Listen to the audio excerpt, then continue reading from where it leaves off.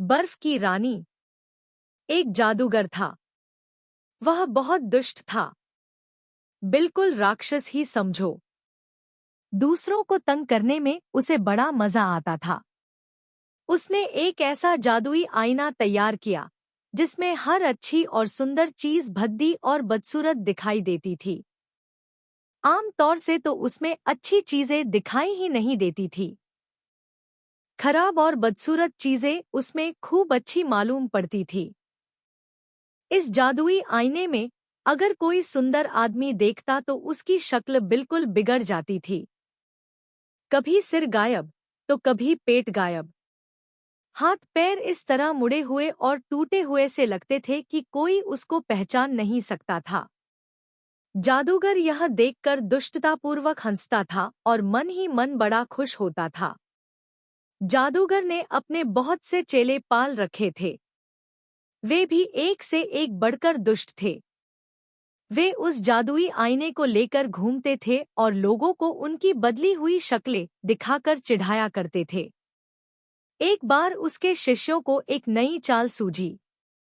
उन्होंने सोचा कि देवतागण और स्वर्ग की अप्सराएं वगैरह अपने को बहुत सुंदर मानती हैं।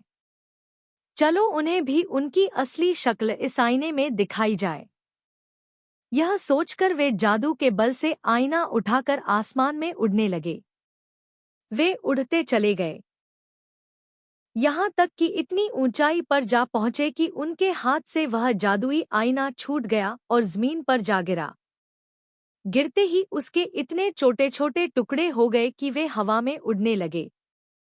संसार के लिए यह और भी बुरी बात हुई।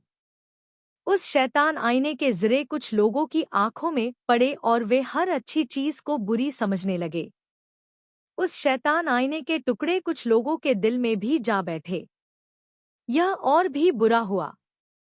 लोगों के दिलों से दया, ममता, प्रेम, स्नेह सब कुछ उड़ गया और वे पत्थर दिल हो गए, बिल्कुल बर्फ जैसे ठंडे और कड़े।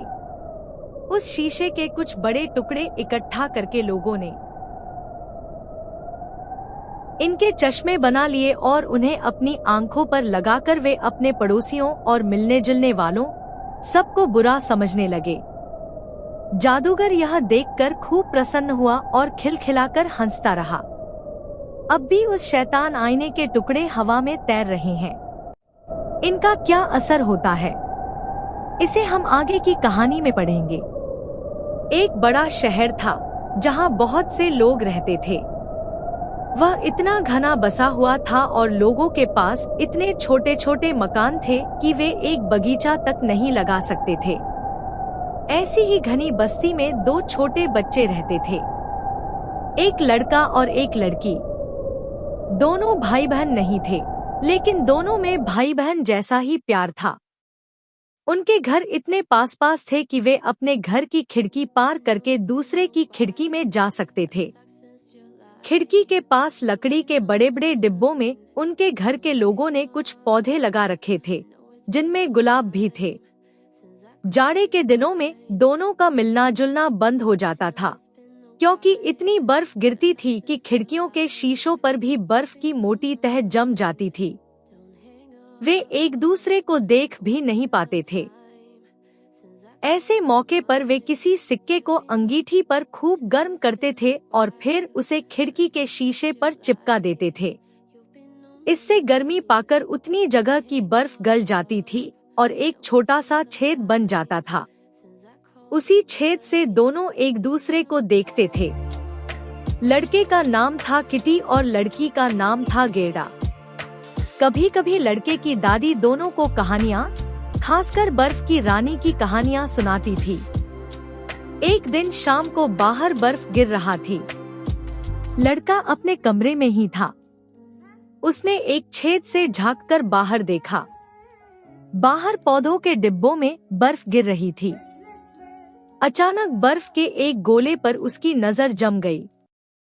उसने देखा कि बर्फ का वह गोला बढ़ते बढ़ते रुई के एक ढेर की तरह हो गया।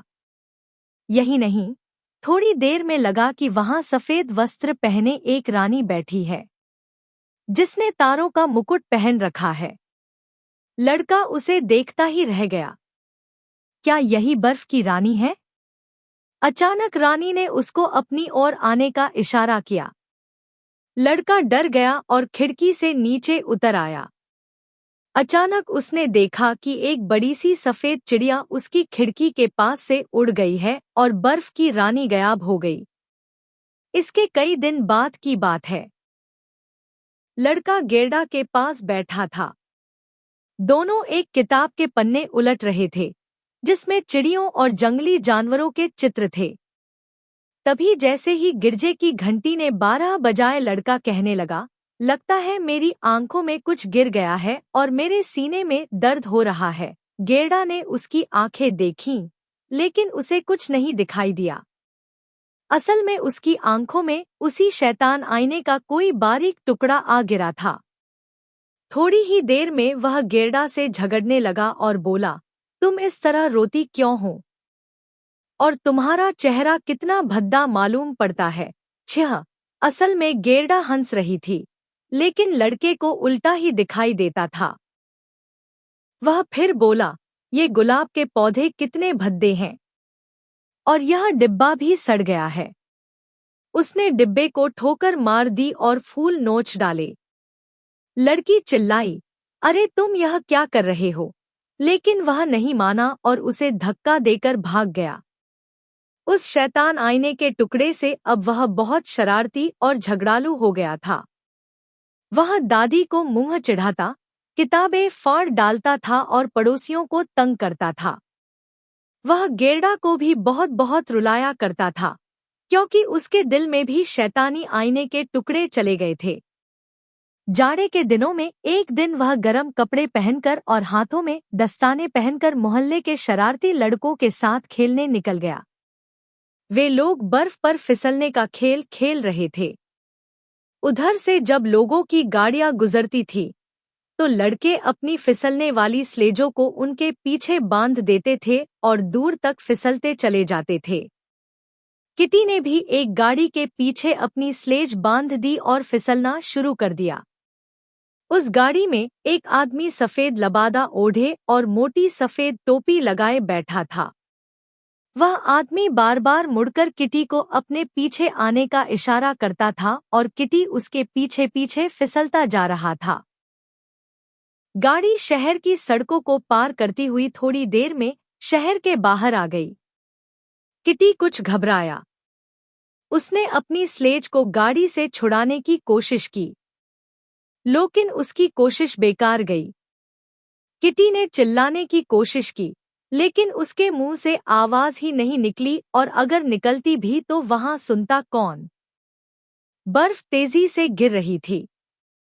इतने में किटी ने देखा कि गाड़ीवान की टोपी और लबादा गायब हो गया और गाड़ीवान की जगह सफेद वस्त्र पहने एक सुंदर देवी आ बैठी।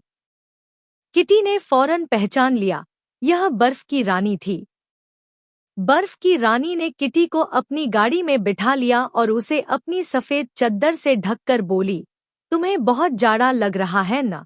लेकिन उसकी चद्दर में तो और भी ठंडक थी। बर्फ की रानी ने जब प्यार से उसका माथा चूमा तो उसे लगा जैसे उसका माथा बर्फ से छू गया हो। वह आसमान में उड़ने लगी। किटी ने सुना, बादल रानी के स्वागत में कोई गीत गा रहे थे। अब वे लोग बादलों के भी ऊपर उड़े जा रहे थे। बर्फ की रानी उसे बादलों के देश में ले आई थी। उधर गेरडा उसकी याद में बड़ी दुखी थी।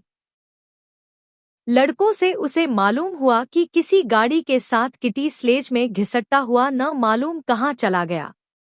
लड़कों की आंखों में आंसू आ गए और गेरडा तो फूट फूट कर रोने लगी। कुछ दिनों बाद जाड़ा खत्म हो गया। बसंत ऋतु आई। जब बसंत ऋतु की सुहावनी धूप गेरडा की खिड़की में आई, तो उसे अपने साथी की बड़ी याद आई। एक दिन वह अपने लाल जूते पहनकर नदी किनारे जा पहुंची और नदी से पूछने लगी, क्या तुम मेरे भाई को बहा ले गई हो? मैं तुम्हें अपने ये नए नए जूते दूंगी, तुम मेरा भाई ला दो। इसके जवाब में नदी की लहरें अजीब तरह से हिलने लगी। गेरडा ने अपने जूते पानी में फेंक दिए। लेकिन लहरें जूतों को बहाकर फिर से नदी किनारे छोड़ गईं। गेरडा को लगा कि शायद उसने जूते ज्यादा दूर नहीं फेंके, इसलिए ये वापस लौट आए हैं। उसने देखा कि पास ही सरपत की झाड़ी के पास एक नाव खड़ी थी। वह नाव पर चढ़ गई और वहां से उसने जोर लगाकर जूते पानी में फेंक दिए।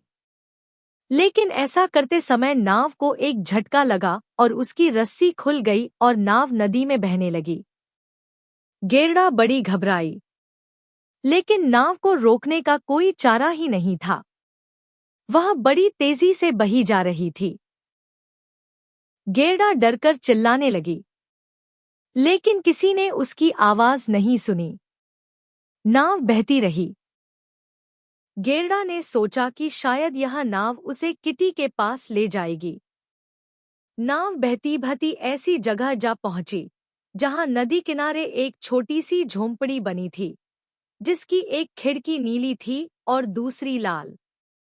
झोंपड़ी के दरवाजे पर लकड़ी के 2 सिपाही खड़े थे। जैसे ही गेरडा की नाव झोंपड़ी के पास पहुंची, सिपाहियों ने उसे सलाम किया।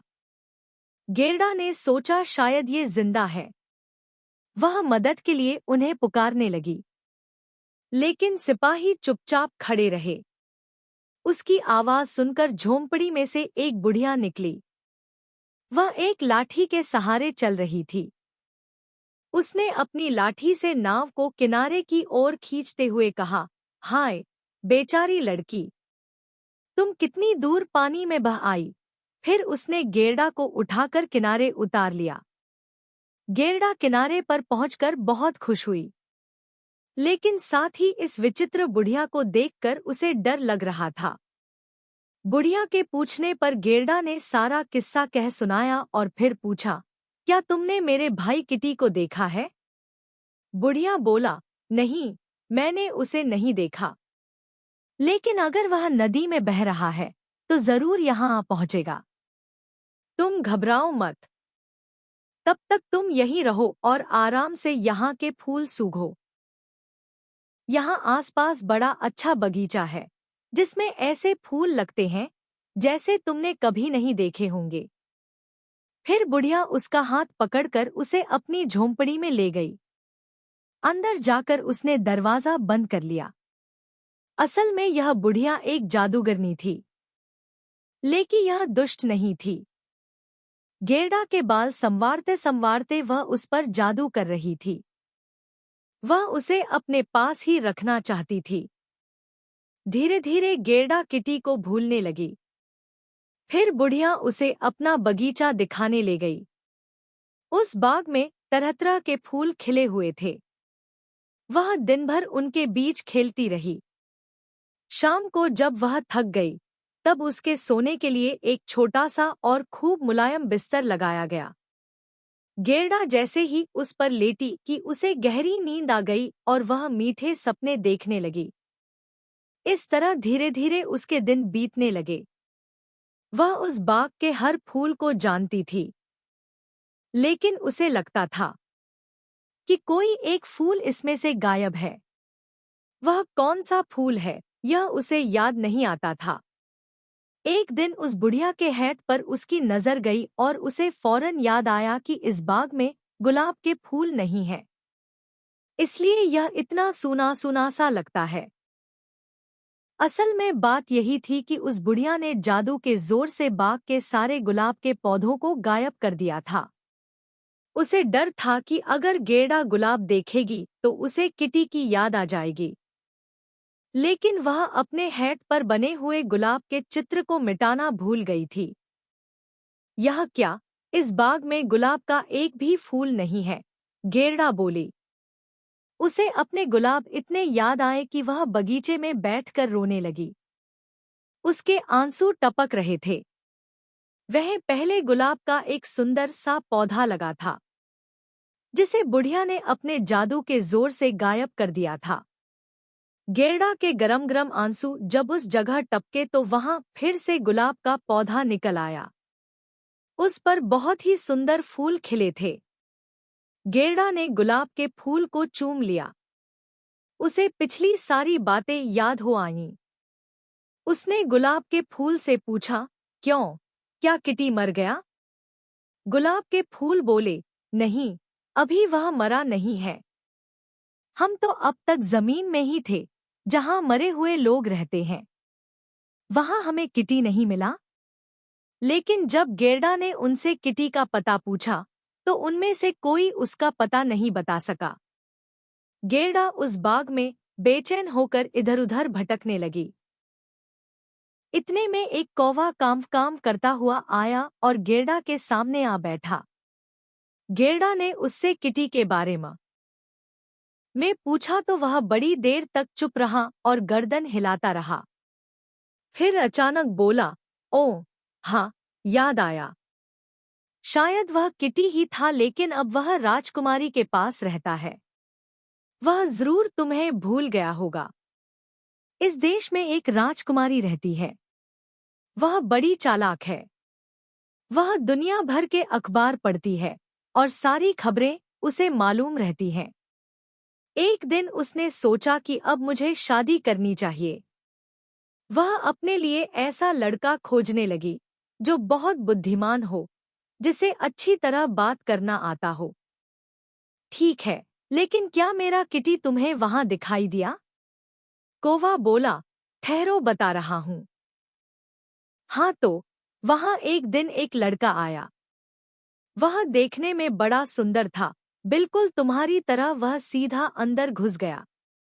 हालांकि वह फटे और गंदे कपड़े पहने था, लेकिन कोई उसे रोक नहीं सका। वह सीधा राजकुमारी के पास जा पहुंचा। उसने राजकुमारी से कहा, मैं तुम्हारी मन जीतने नहीं आया हूँ, बल्कि तुम्हारी बुद्धिमानी की बातें सुनने आया हूँ। हाँ हाँ, वह मेरा किटी ही होगा। वह बड़ा बहादुर है। क्या तुम मुझे राजकुमारी के महल में ले जा सकते हो? कौवा बोला, यह इतना आसान काम नहीं है। पहले मैं अपनी कौवी से इसके बारे में बात कर लूं, क्योंकि तुम्हारी जैसी छोटी बच्ची को महल में ले जाने की इजाजत पाना बड़ा मुश्किल है। अच्छा, तुम यहीं बैठो, मैं जरा अपनी कौवी से बात कराऊं। यह कहकर कौवा उड़ गया। थोड़ी देर बाद फिर काम करता हुआ वह लौट आया और बोला, मेरी कौवी ने तुमको सलाम भेजा है, और लो, यह रोटी का टुकड़ा भी दिया है। इसे खा लो, तुम्हें भूख लगी होगी। तुम रो मत।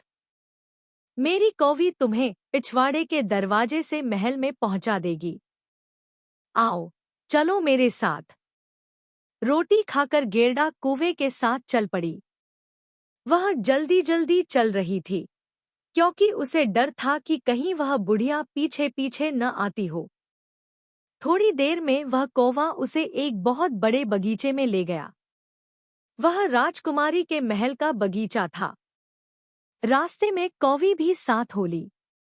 वह रास्ता बताते हुए उसे महल में ले गई। गेरडा मन में घबरा रही थी। एक जीना पार करके वे लोग ऊपर पहुंचे। वहां एक दिया जल रहा था।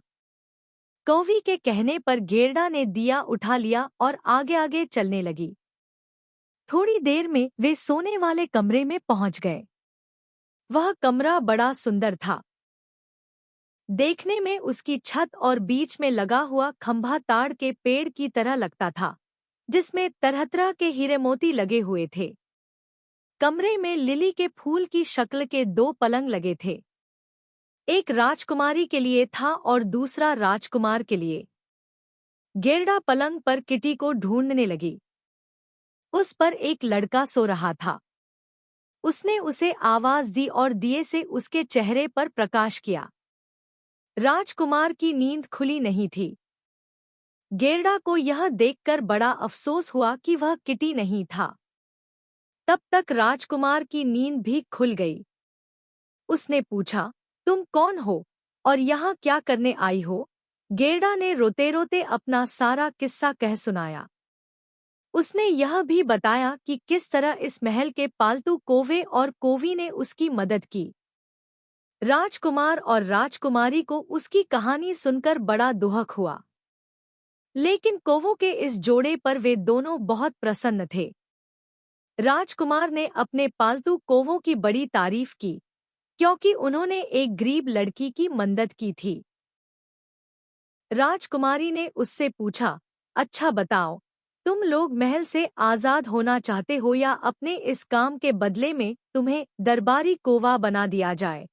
महल के रसोई घर में जो कुछ बच जाएगा वह तुम्हारा होगा। कौवे और कौवी ने सिर झुकाकर उन्हें सलाम किया और दरबारी कौवा बनना स्वीकार कर लिया। राजकुमारी हुक्म से गेरडा को खाना खिलाया गया और फिर आराम से सुला दिया गया।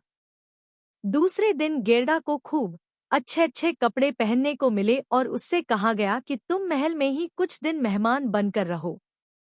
लेकिन गेरडा राजी नहीं हुई। उसने सिर्फ एक जोड़े जूते और एक छोटी घोड़ा गाड़ी मांग ली, ताकि उसमें बैठकर वह किटी को खोजने जा सके। फौरन उसके लिए एक नई गाड़ी का इंतजाम किया गया। असली सोने की बनी हुई गाड़ी थी यह। उसमें एक कोचवान और 4 नौकर भी थे। राजकुमारी ने खुद सहारा देकर गेरडा को गाड़ी में बिठाया और सम्मान सहित विदा किया।